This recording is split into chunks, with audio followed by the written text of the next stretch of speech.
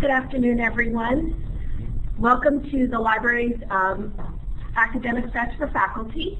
My name is Ellen Adulto, and today's presentation is on library's tips and tricks, what you need to know to navigate the library's pages and the resources available. For the people who are online, can you just give me a happy face if you can hear me?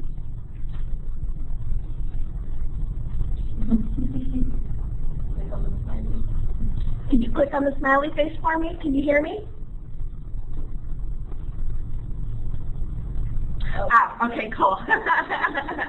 Also, for the people that are online, any questions you have, please type them in the chat. I'll be monitoring the chat while the presentation's going on, and I'll ask the questions for you.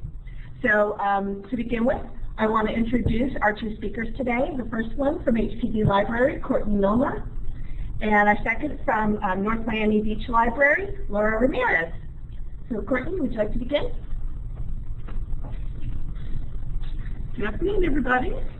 I'm just going to open up on the Elluminate if you haven't used it before. If I'm going to share my desktop, I'm going to go to Tools and then Application Sharing, and I'm going to share my entire desktop. How many of you that are here have used Elluminate in your classes? That's good, because I know some people have and some people haven't. It's also a good way to have like an open office hours from home in your pajamas, you know. So it's really good. Okay, so I'm just going to kind of go through a couple of tips and tricks for you, and then I'm also going to show you some things live online as well. Okay, and the thing about using the libraries nowadays, it used to be, and of course, when most of us went to school, you know, everything was in print, and if it wasn't there at the library, then you just did it interlibrary loan, and that's all you have to do. So it's kind of like a double-edged sword, because now we have access to everything, but how do we find it? That's the hard thing, and everybody gets confused with that. So hopefully we can give you some tips that you can learn during the week and get to know some ideas. Okay, so I'm just going to start out with, first of all, I'm sure a lot of you have seen the new web page for NSU, and of course they just threw it out there, so we didn't have a lot of preparation before that happened. And so I'm just going to kind of go through and show you, well, how do you find the libraries now? Because I knew how to find them before. Okay, so I'm going to talk in particular about the HPD library homepage, but I'm also going to talk about where they are now. Okay, so I've got the URL here for the HPD library, which is my library, Health Professions Division, and I'm just going to go to the nova.edu so you can kind of see. So let's see. If I close my slideshow, that will go to that, right? Yeah, or minimize it. Okay.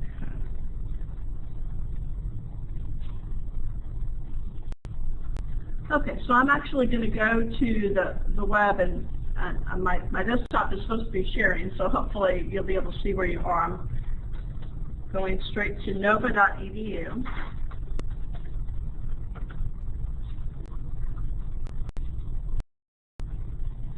Okay, and it shows the new website and everything. It has all of the little things that you usually see displayed. Now, the quick way is just to go straight down the page, and you'll see a link for libraries. Well, let's see. Yeah. Let's see.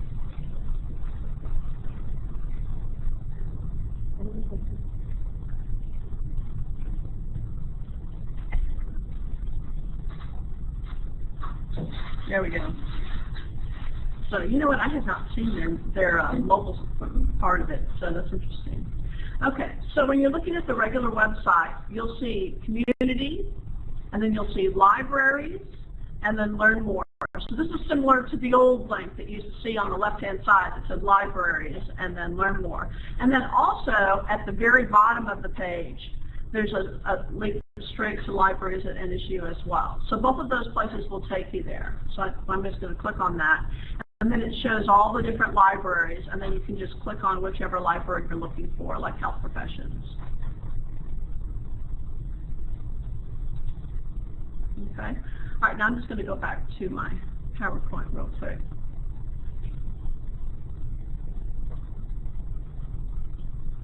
Okay, now I want to talk to you a little bit about how we have our website organized at the HPD library. We actually, we have so many resources here at NSU, and we have so many different programs. We have nursing, and then we have dental, and then we have people in criminal justice that are associated with the Sherman Library. So it's hard for people to find resources that they need. So what we do is we organize them into program portals. So we have it by the different programs that are in HPD. For example, nursing has a little Band-Aid, and if you look at occupational therapy, they have someone in a wheelchair, and if you look at the dental medicine, it has a little tube. And so when you click on that, it takes you into the library guide for that particular program. And library guides are instructional pathfinders. They tell you, where should I go to find research, or which databases work best for my program? How do I find full text, like that? And they all have instruction associated with it. So these are, where you can find more information. So what we did here on our side is we set it up so that if you click on, for example, pharmacy, it has all of the databases listed that have to do with pharmacy as well. And the reason we didn't just do it on our homepage where we're sending you into a different area is because there's a lot of people that do multidisciplinary research. Maybe they're doing psychology or education or something like that. And so they want to have access to still all NSU databases. And so we have that set up so you can do both things. But if you're looking specifically, for example, if you're doing something, you're looking into how people behave with physical therapy, or maybe you yourself have something that you're working on with your health, there's some resources in there as well. Okay, so that's our program portals philosophy. Okay, the other thing is that every once in a while when you're doing research in the health part of research, you might run into that you need to access PubMed. And you may or may not know this, but PubMed is a government website, so it's a freely available website. And it really is just a list of all the abstracts that go along with different articles, okay? So we wanted to make sure that you could link from PubMed into the online journals and into the library catalog so that you can find the full text for the articles that you find in PubMed. So we created a way that you can go into PubMed, and then when you're in PubMed, you can click on Find It NSU, and that will lead you to our subscriptions here. So this tip number 3 basically is you want to make sure when you're using PubMed that you use the link that we provide you to go to PubMed, not just go to the web for PubMed. Okay? Now, on our library homepage, we have a little tab box that says Library Catalog, Journal Finder, Search PubMed, and the databases. So if you click on PubMed, you'll see a quick link search that has a little arrow there, and that will take you to the quick search for PubMed, and so you can find whatever you're looking for there. Also, in PubMed, PubMed has a consumer side, in case you're not aware of that, called Medline Plus. And this is the place you should go for consumer health information on anything, because it's actually the consumer-friendly side of PubMed. It has the same resources and authoritative type of information that you would find in a regular health database put out by the government, including all the latest research, all the evidence available for why different treatments work, but it's written in a way that it makes it easier for the average consumer's reading ability to read, because a lot of the PubMed articles are very, very technical articles. So they still have links to those articles, but they also have interpretations of those articles where you can actually read them and understand what they're talking about. And so Medline Plus is a really good resource to go to from PubMed. And whenever you go to PubMed, you'll see links there to go into that. So, but PubMed and its partner Medline Plus, those are the 2 most authoritative health resources that you can use. Okay? All right, so now tip number 4 about it. So in case you want to come over and actually use our library, we have an About Us link at the top of our webpage that tells you what hours we're open. And then you'll also see on the left-hand side that little yellow Post-it. it's actually a link. If you click on it, there's a lot of information about HPD library, like if I'm not an HPD faculty member, can I use a library? And of course the answer is yes. And then there's questions about if I'm an alumni, you know, can I use the libraries? And there's answers to those kind of things. So it has all the information that we have about us, as well as our drop-down menu here. There's also directions on how to get there. How many of you know where the HPD library actually is? Good. Well, the library is actually located, you know, when you come down 30th Street in University, there's that big neon sign there, and then right there, there's a building that's situated that has the clinic, and it has the pharmacy and stuff like that. Well, we're the building right next to it. So if you go into that first driveway in that big parking garage that's right next to where the Dolphins practice, then when you go into the building, you'll see, you know, the building that we're in, where you can come in and go to the library. And the library's open, you know, a lot during the week. It's like from 7 to midnight during the week, and then until 9 o'clock on Fridays, and then just 10 until midnight on the weekend. So it's available most of the time. And then we also have in our area, there's a 24/7 study center that's available for all students to use. In fact, we get a lot of law students that come in, and it's a place for the students to have a place to study that's safe and you know, quiet, and they like studying, being amongst other people that are studying, because as we hear from them, it motivates them to study when they're not the only person studying. It's hard to study at home when you're the only person that's trying to work and everybody else is having fun. So it's nicer for them to have a place to study all together. Okay, so this is just some more information about the study center. And actually, it was a pilot program that started last fall, and then we decided to continue it. And it was also open during spring break as well, because the spring breaks for the different programs happened at different times this month. So we decided not to change anything about our hours or anything like that. So that's the 24/7 study center. Okay, now I want to talk to you about Journal Finder real quick. Under that same tab that we were looking at that has PubMed, there's a little tab there that says Journals.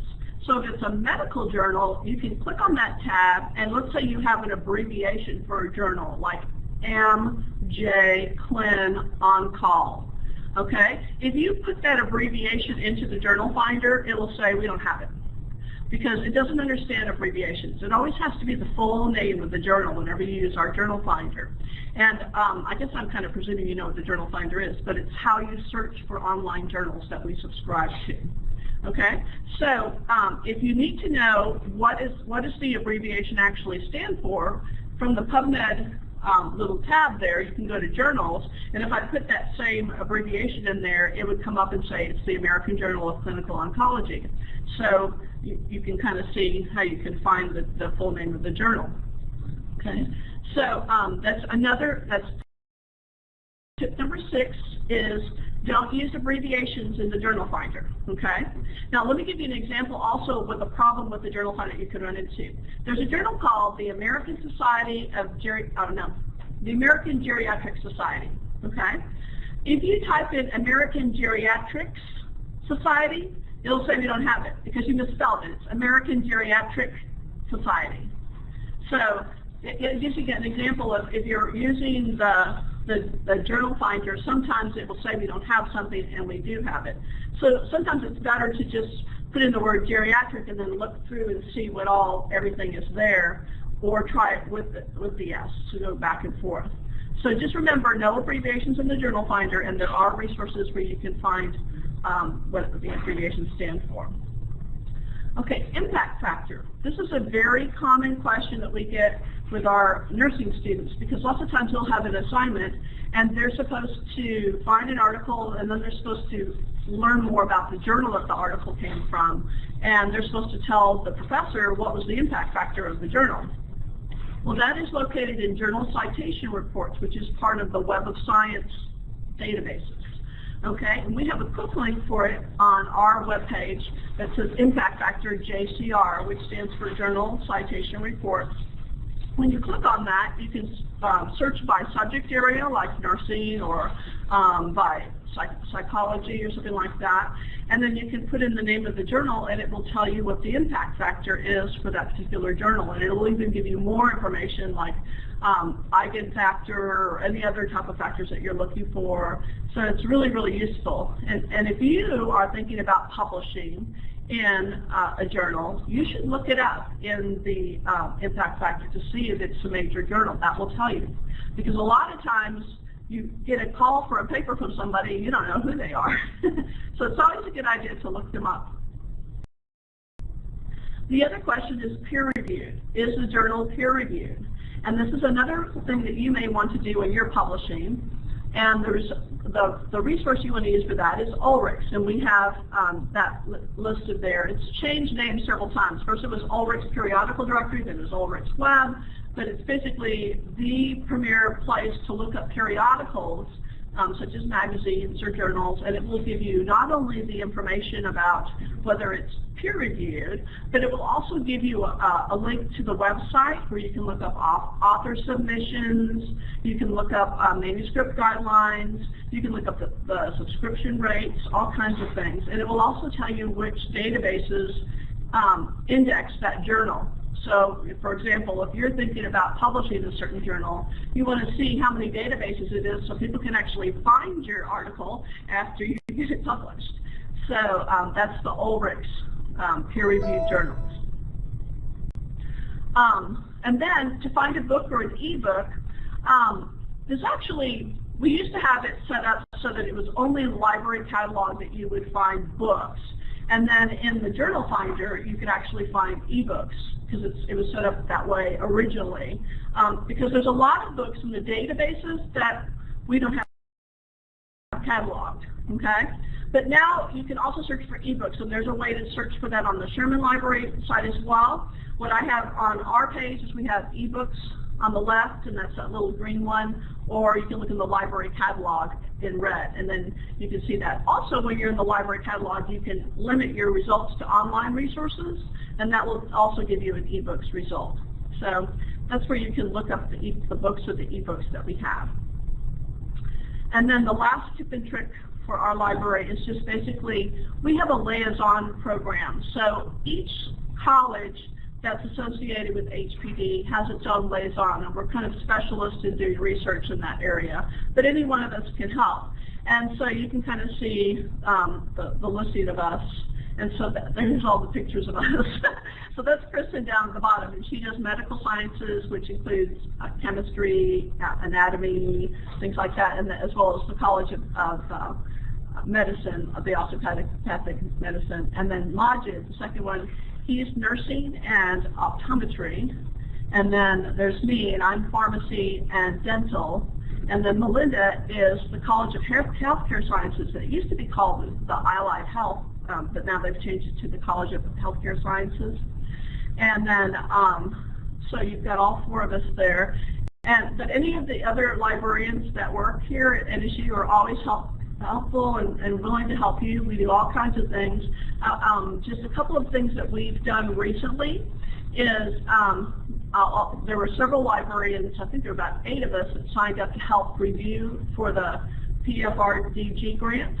We read people's manuscripts and let them know if it was readable, because part of the problem with submitting grants is not everybody's in your field, and those grant applications are read by people outside of your field. So if we can understand it, we figured the board should be able to understand it too. And then another thing that all of us do that will help you is if you're working on research, you always want to start with your librarian. Don't just, look, because we find all kinds of things you don't find, just because a lot of the time we're not familiar with your jargon, so we catch on with certain keywords that you may not see. So your librarians, of course, are your best resource at the library. Okay, so that's the rest of my PowerPoint. So now I'm going to turn it over to Laura.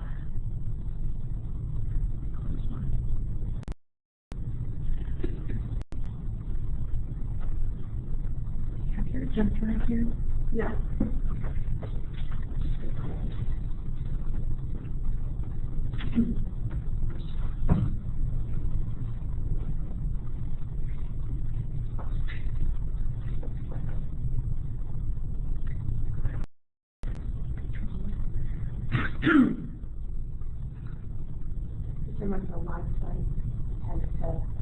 language.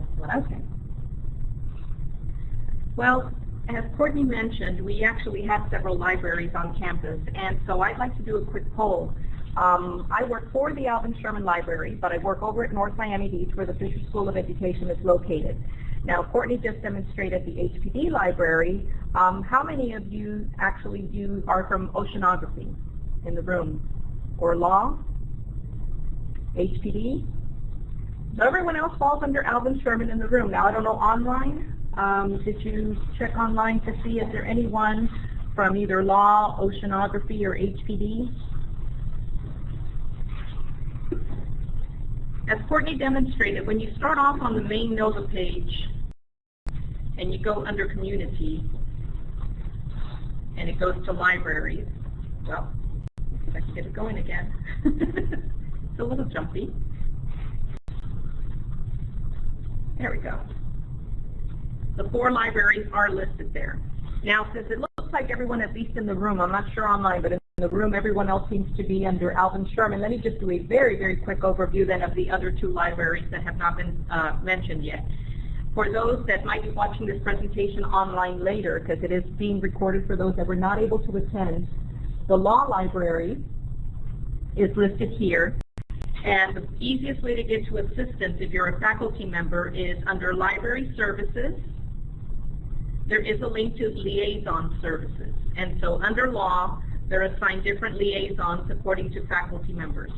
So again, for anyone watching this recording later on who may be from the law library, this is where you can come to for help, because you will see who your liaison librarian is. So far, HPD. HPD? Okay. Going back, if you are from oceanography, ocean sciences, your 2 librarians there are Jamie Goldman and Kathy Maxson. And unfortunately, neither of them could be here today because they did want to also make sure that any faculty that use oceanography are aware of the library there. And there is a page just for the faculty where they can find more information. So there's information here of who their liaisons are, how they can schedule instruction, and I will be mentioning this for those of you that use the Alvin Sherman Library, how you can get instruction both for yourself individually, or if you'd like for a librarian to come to present to your classes, to your courses. Okay, so that's how you can get assistance through oceanography. Then let me go ahead and move over to Alvin Sherman Library. So again, from the community page where you click on libraries, or if you scroll all the way to the bottom and click on libraries, you will then select Alvin Sherman. So the Alvin Sherman Library serves everyone who's not in law, oceanography, or HPD. So that takes care of education, business, psychology, humanity and social sciences, and School of Computer and Information Sciences, plus everything else that falls under the division of DAIS, Division of, I'm sorry, I don't know what the DAIS stands for. Art? No. No, it's art. It's psychology, criminal justice, family therapy. Anyone here can help me out? I'm not sure, I know. That's true, I could look it up. Also Farquhar, I didn't mention Farquhar. Imagine some of you are from Farquhar, and we serve, of course, Farquhar too. So this is what the Alvin Sherman Library page looks like right now. We are actually undergoing a change very soon. Not a major drastic change, so if you're used to finding certain things on the home page, they're going to stay right there. It's more of a cosmetic change to make it look a little bit more like the new NOVA page. So let me go ahead and preview what that will look like. Did you find it, Matt? Thank you. It's the Division of Applied Interdisciplinary Studies. Thank you. I brought it up and then I couldn't remember exactly what it was.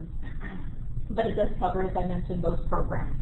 Okay, so this is what it will look like. So it's still very similar, and they're still working on it. Right now I can see a few errors because they're still trying to get it ready. I believe it's debuting in April 12th.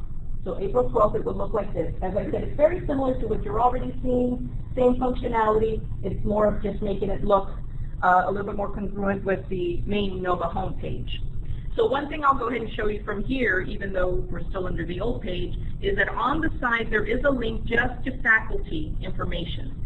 So when we teach the library to your students, we show them how to use this page, how to use the services that are right here, how to use the tools that are in the middle, and I will show you those. But I also want you to know that on the side there is some information specifically for faculty. So I'll click here on the side on faculty. And just a few of the things that are here that might interest you. We do have a full subscription to the Chronicle of Higher Education, so if you'd like to go online and see the full Chronicle, it is available there. No individual subscription needed. It will just ask you to log in the way you log into anything else at NOVA, which is using your SharpLink ID. Other things that are on here, if you'd like to suggest an item for acquisition right at the top there, we always take suggestions for anything you think that we need, whether it's books, whether it's journals. Is it not picking up? Yeah, her audio's a little muffled. Okay, I'll try and speak a little bit clearer. So if you'd like to suggest any items for purchase, this is how you could do it.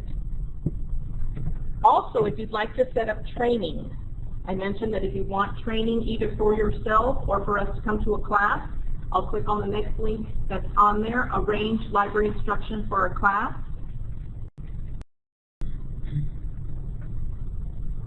And so there are several different forms here, so it just depends. Do you want instruction for yourself? You'd like to become a little bit more familiar with some of our resources in your specific area? Or do you want us to come and present to your class? So individual instruction means a one-on-one appointment. If you click under faculty, that will take you to the form where you can request that we come to one of your specific courses and do instruction. I have a question from somebody online. Just during your presentation, I'd like if you can speak about any tips on obtaining statistical support, both for faculty and for students. Statistical support. I can show you what resources we have that contain statistics, but if you need more help with analyzing statistics, for example, using SPSS, I don't believe we offer that service. But I can show you what resources we have. There's actually a service through HPD that I can get. Okay. Through HPD, if you contact HPD, they will offer some more assistance. We're still getting a muffled. Okay. So I can point it at you. So I'm going to come back to the main page here at NOVA. I'll try to stick closer to the screen here and not move around. This site here where it says Services and Ask a Librarian, we highly promote this to our students. Ask a Librarian is how they can get help from us. They can call us. I'll go ahead and click here on phone, and you see it shows the phone numbers. They can email us, enter a chat session, text message us, and of course students can also request one-on-one consultations, appointments. If you want to come in person, it'll show you the hours here. The Alvin Sherman Library is open 7 days a week. Most evenings we're open until 9 p.m. We have a place where you can see what you have checked out, what you have coming, what you may have put on hold. Interlibrary loan document delivery. This is also very important that either for you or for your students, if there's any material that you need that you don't see available online, if it's in the library, you can put a hold on it and we will hold it down at the circulation desk for you. If it's not available in the libraries, any of NOVA's libraries, you can put an interlibrary loan request and we will get it for you from another source. Now for our distance students, we will actually mail books to them, and distance faculty too, so if you have any distance adjuncts that work with you, they will receive materials at home, and then they just need to return any books to us. If it's articles, there's no returning involved, because with articles we will scan the material and get them to them electronically. So let me go ahead and open up and just do a quick review of interlibrary loan. They're still having issues? Yeah, they're still saying that it sounds kind of slow. Oops, not it. There we go. I just want to move the microphone up a little bit. I'm hoping I'm not blowing everyone out of their offices. Okay. And then... Is it better now? Can you hear me better now? I don't see any feedback.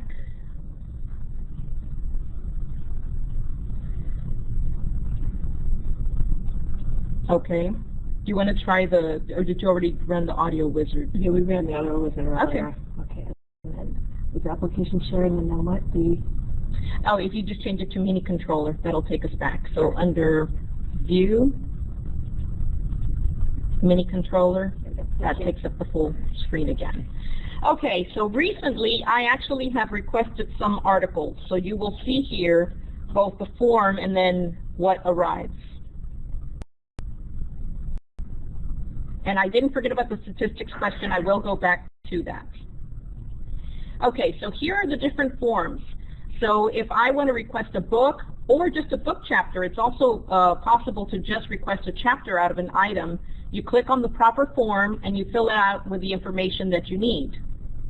I filled out some forms for articles recently and requested those. And then a few days later in my NOVA email, I received a message telling me that the articles had been processed and were ready. And the email has a link that brings you right back into ILLiad. And it tells you to come over to electronically received articles, which I did.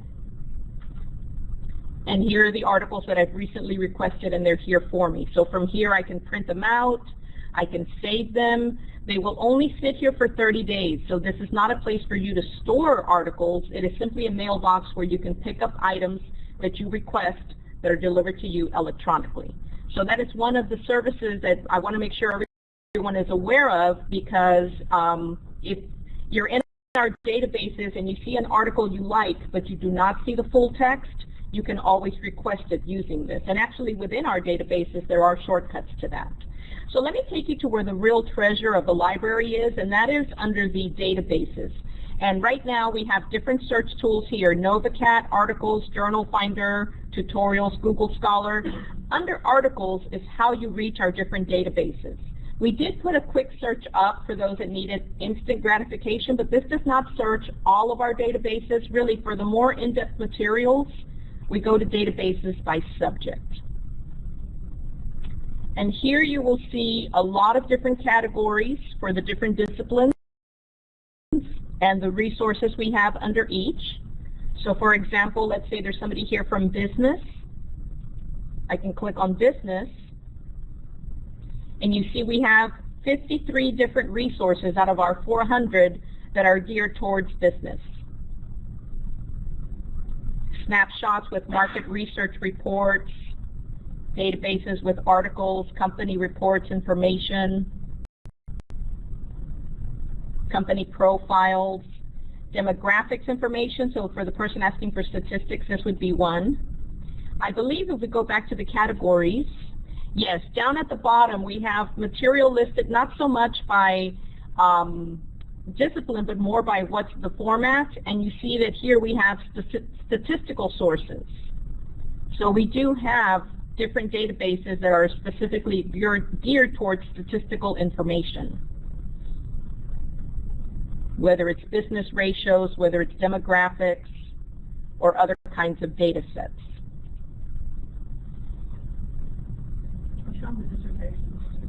Dissertations, yes, definitely. Under dissertations, you see that we do subscribe to the ProQuest Dissertations and Theses database, which is the major dissertation database. It goes all the way back to the 1800s. It has over 3 million dissertations and master's theses, and believe it or not, over half of those are full text at this point. Of course, many of the NOVA dissertations are in there, but sometimes we like for students to look up a topic outside of NOVA, and they definitely are able to do that. So if we look up something like women and leadership,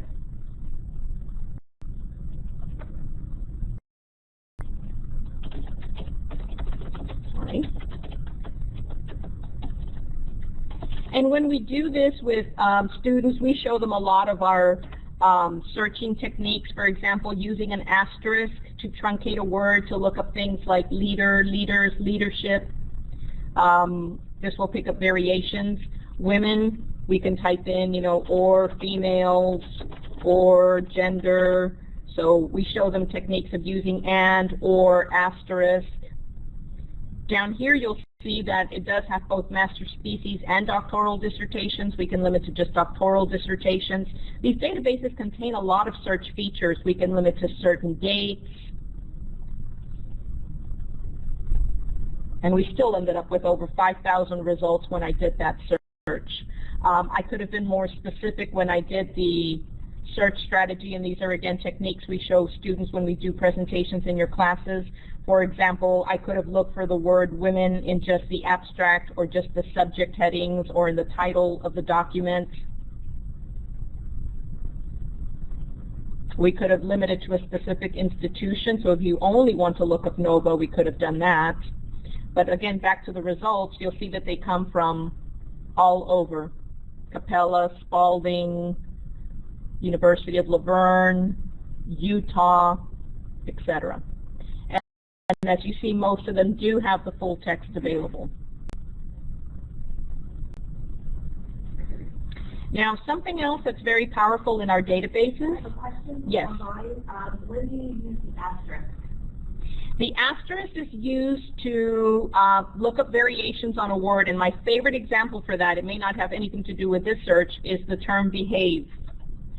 So if I type in up to the last letter that all the variations have in common, this will now pick up behave, behaving, behavior, behavioral, and as I mentioned, not everything is published in the United States. You have things that are published in the rest of the world where they use British spelling. So you have behavior with a U, you'd be able to pick up all the variations of that. Now, sometimes it does backfire. I had somebody who was looking up math, mathematics, mathematical, and we put in MATH, and we were finding articles with authors Matthews, or first name Matthew. So this sometimes will pick up other things that you weren't necessarily expecting. So it's something that you can use, but if it picks up things that you were not expecting, then maybe either go a little bit farther down on the word, or don't use it. It's something you can use. Just the same thing as with quotation marks. I explained that you can put in a phrase in quotation marks,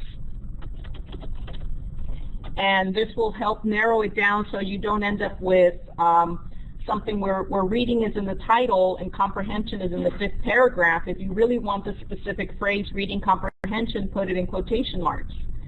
But it'll tend to cut out other useful things, for example, articles that talk about comprehension in reading.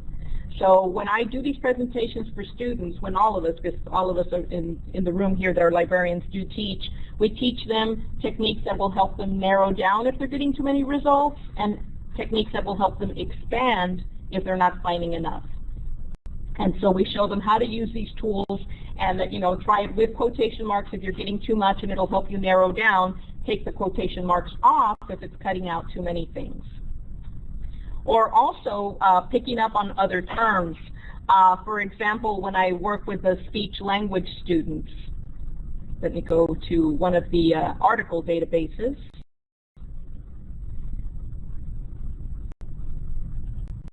Speech language. So for example, somebody was looking up late talking children, and we were trying to figure out what the best term was. And again, this is another technique that we demonstrate in class. So I didn't know whether to use late talking, late talkers.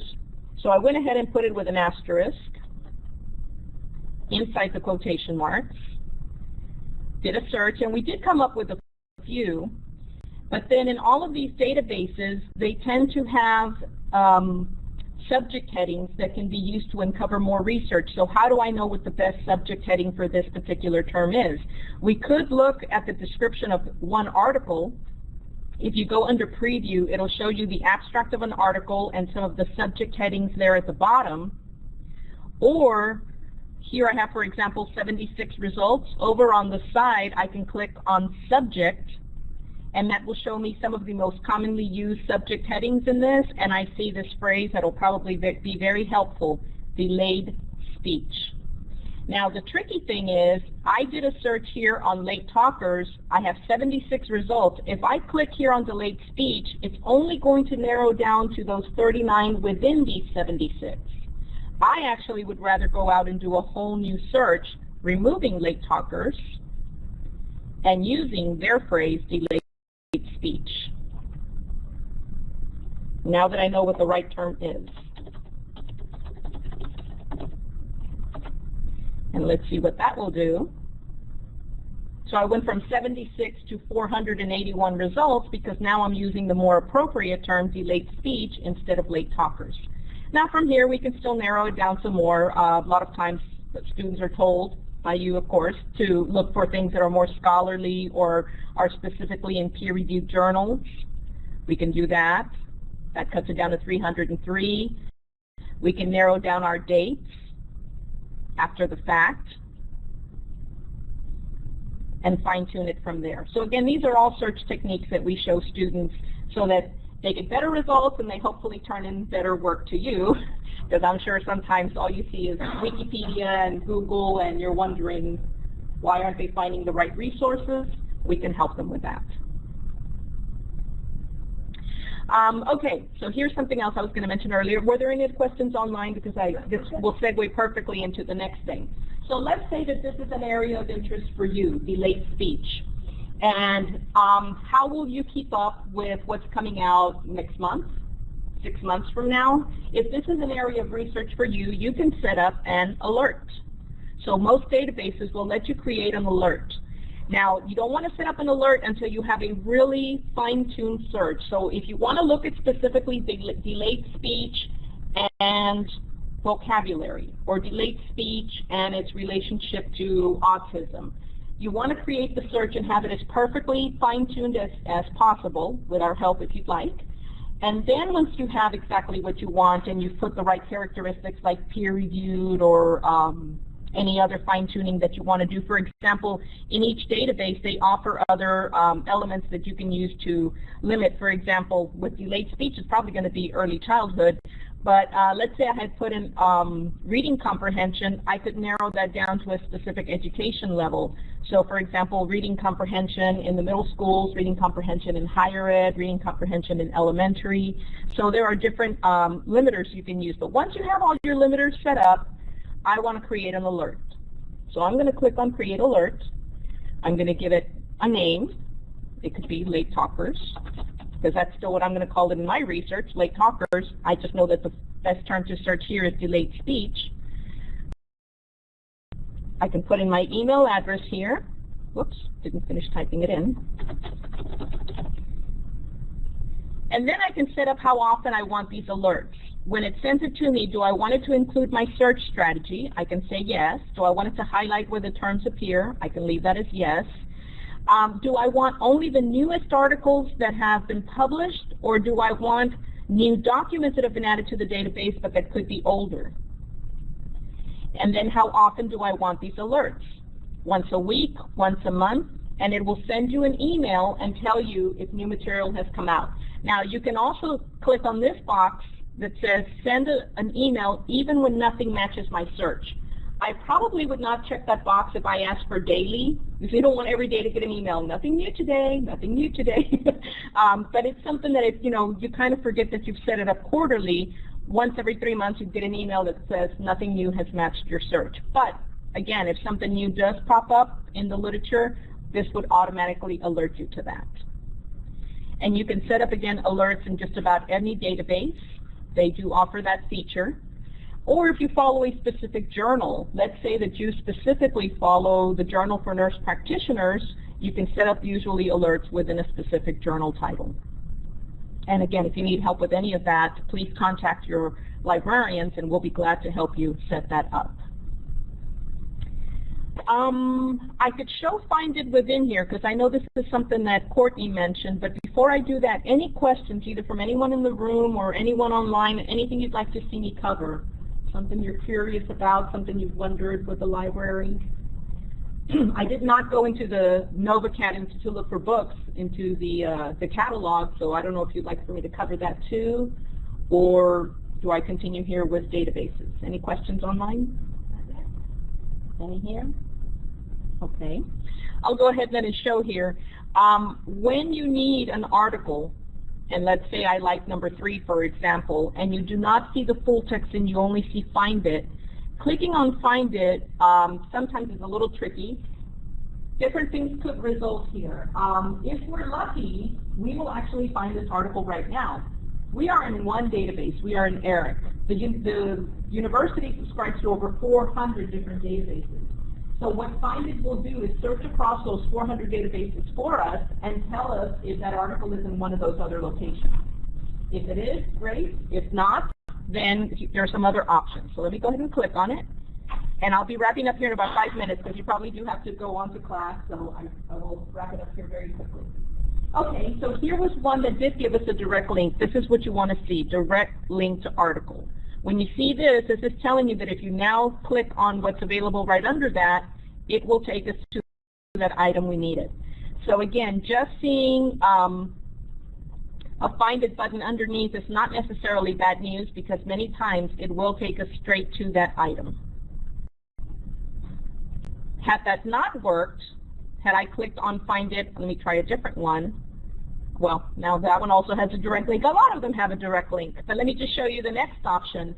The next easiest one is the one at the bottom. This is one I mentioned earlier about ordering something through document delivery, ILLiad. And this is really, really going to be easy for you because what it'll do now, it didn't ask me to log in because I logged into ILLiad earlier. Normally at this step you'd be asked to log in. But once you log in, notice that it took me to the right form. I'm not asking for a book chapter, I'm not asking for a dissertation, I need an article, and it picked up on that. Not only that, it fills out the article form for you. So notice I don't have to type in any details. It picked it up through the link. All I do now is scroll to the bottom, click on Submit Request, and in a few days I get that email that tells me that my article is now waiting for me in electronically received articles. So that's ILLiad. So either you can find the direct link or request it from us. In the middle are some other options, including Journal Finder. And just so you know, Journal Finder is also here as its own tool. And as Courtney was mentioning earlier, the way you use Journal Finder is you put in the name of a specific journal, and you must use the exact right name. If you put geriatrics, plural, instead of geriatric, it may not find it. And you see here you have begins with, contains, exact match. So if I put in something like Journal of Reading, I may get a lot of hits because there may be the British Journal of Reading, the Canadian Journal of Reading, Journal of College Reading. So you'll have to figure out how exact you want to be in your search, and then this will tell you which databases have full text for that particular journal and for what years of coverage. So here's one that we do have, but only from 64 to 95, nothing newer. And then we have others that have multiple sources that do have full text to the present. Now, this is also a great way of browsing a journal. So let's say this is an area of interest for you and you'd like to browse all of the back issues of this. Let me pick one that has a nice range of coverage. I guess this one goes all the way back to 97. So you'll see here that you are now in the electronic version of this journal, and you'd be able to search through the archives and go back and look at the table of contents for different years. So I can go back all the way to 2009 and browse the different 2009 issues that are available. That was the gist of my presentation. Mainly I wanted you to know what's available to you as faculty and what resources are also there for your students, and to let you know that no matter what library you use, you do have librarians available to come to your classes or to help you one-on-one. She just have one more question. Okay. The question is, if you have time, will you show us how to search multiple databases at once? Yes, definitely I can do that. And we have over 400 different databases at the library. Let me just remind you once again when we click on this that you see all of these different categories. We do not have one way of searching all 400 at once. But we do have a lot of databases that belong to the same vendor. So if I look, for example, under, let me go to speech, language, and hearing. Some of these are from EBSCO, ProQuest, if I keep scrolling down, EBSCO. So once you get into one of these companies' databases, you can cross-search. Let me go into CINAHL, that's an EBSCO one. And a lot of the medical databases fall under EBSCO. So instead of searching just this one database, if I click Choose Databases, this will let me cross-search all of these EBSCO databases at once. So I do Select All, and now I'm in multiple EBSCO databases.